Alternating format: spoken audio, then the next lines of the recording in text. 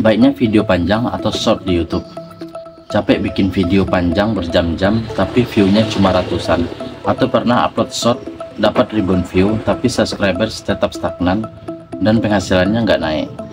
Ini dilema yang banyak dialami kreator, terutama yang baru mulai atau sedang mencari arah strategi channel YouTube. Di video ini kita akan membahas mana yang sebenarnya lebih efektif di YouTube, video pendek atau video panjang. Kita akan masuk ke logika algoritma YouTube, tujuan pembuatan konten, monetisasi, hingga strategi penggabungan keduanya untuk pertumbuhan channel yang stabil.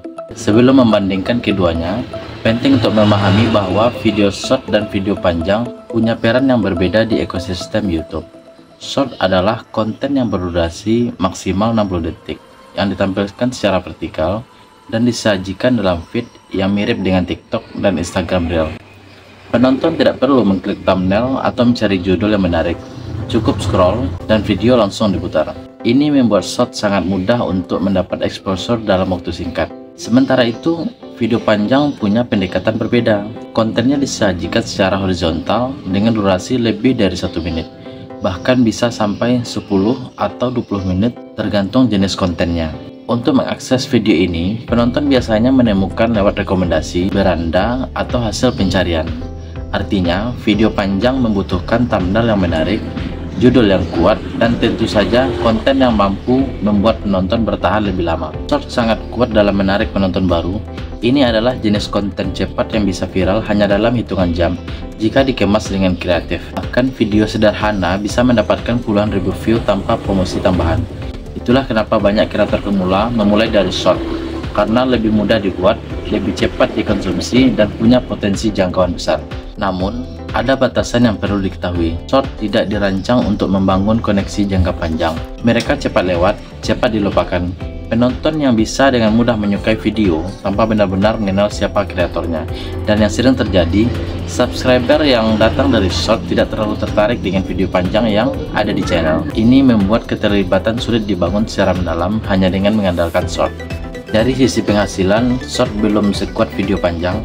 Memang YouTube masih memberikan fitur monetisasi untuk short, tapi RPM-nya atau penghasilannya per 1000 tayang jauh lebih kecil dibandingkan video panjang. Ini karena penempatan iklan di short berbeda dengan video panjang, yang bisa menampilkan beberapa iklan di tengah video. Maka jika tujuannya adalah membangun penghasilan dari AdSense, video panjang tetap lebih unggul. Sebaliknya, video panjang menawarkan pengalaman penonton yang lebih intens dan personal. Saat penonton memilih untuk klik thumbnail lalu menonton video durasi 5-15 menit atau lebih, mereka sedang memberikan sinyal ke YouTube bahwa konten tersebut layak dan menarik. Inilah yang mendorong algoritma untuk merekomendasikan lebih luas. Konten video panjang juga memberi ruang bagi kreator untuk menjelaskan sesuatu secara mendalam, membangun cerita, menunjukkan keahlian, atau memperkenalkan produk secara menyeluruh. Dengan durasi yang lebih lama, penonton pun lebih mudah memahami siapa kreator di balik konten tersebut. Ini membuat loyalitas terbentuk secara alami, dan ketika loyalitas itu muncul, maka engagement akan meningkat, mulai dari like, komentar, hingga share dan langganan. Meski begitu, membuat video panjang juga punya tantangan tersendiri. Dibutuhkan perencanaan konten yang matang, editing yang rapi, storytelling yang kuat, dan kemampuan mempertahankan perhatian penonton dari detik pertama sampai akhir video. Tidak semua kreator siap untuk itu di awal perjalanan. Nah, setelah mengetahui kelebihan dan kekurangan dari kedua jenis konten tersebut, pertanyaannya, mana yang lebih baik?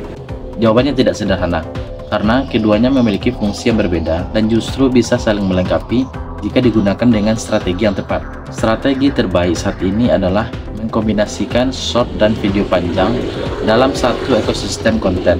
Short bisa menjadi pintu masuk untuk menarik penonton baru. Kontennya ringan, cepat, dan punya daya tarik tinggi.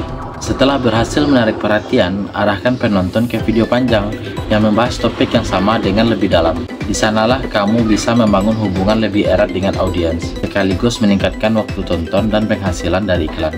Sebagai contoh, jika channel berfokus pada edukasi, kamu bisa buat short berisi tips singkat atau fakta menarik. Kemudian di akhir video atau di kolom komentar, arahkan penonton untuk menonton video panjang yang menjelaskan topik tersebut secara lengkap. Strategi ini efektif untuk membangun keterkaitan antara konten dan menjaga agar penonton tidak hanya datang tapi juga bertahan. Begitu juga untuk channel review produk. Lalu dilanjutkan dengan video panjang yang membahas kelebihan dan kekurangan produk secara detail. Ini menciptakan rasa penasaran yang membuat penonton mau mengeksplor lebih jauh isi channel. Pola semacam ini membangun jalur penonton yang jelas, mulai dari konsumsi cepat lewat short, lalu dilanjutkan dengan eksplorasi lebih dalam lewat video panjang. Akhirnya, channel punya fondasi kuat dari sisi exposure, loyalitas, hingga monetisasi. YouTube sendiri sangat mendukung model kombinasi ini. Saat ini, algoritma sudah mulai menghubungkan penonton short dengan video panjang di channel yang sama. Ini adalah peluang besar untuk kreator yang bisa mengatur alur kontennya dengan rapi. Kesimpulannya, tidak ada yang lebih baik secara mutlak antara short dan video panjang. Yang ada adalah bagaimana cara menggunakannya sesuai dengan tujuan dan kemampuan memproduksi masing-masing. Jika ingin cepat menarik perhatian, mulailah dari short. Jika ingin membangun kredibilitas dan penghasilan jangka panjang, fokuslah juga pada video panjang.